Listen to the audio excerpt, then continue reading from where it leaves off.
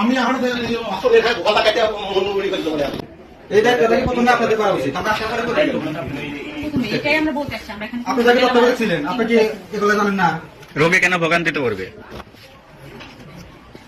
3টা জায়গায় গেছে তো এখন যে তত্ত্বাবধায়ক আছে তারপরে এগুলো একটু ঘুরে ঘুরে দেখা উচিত। আপনার অর্ডার করেন কেন?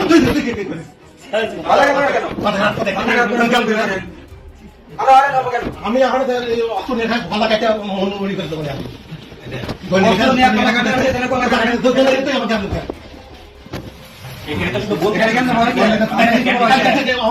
ধন্যবাদ।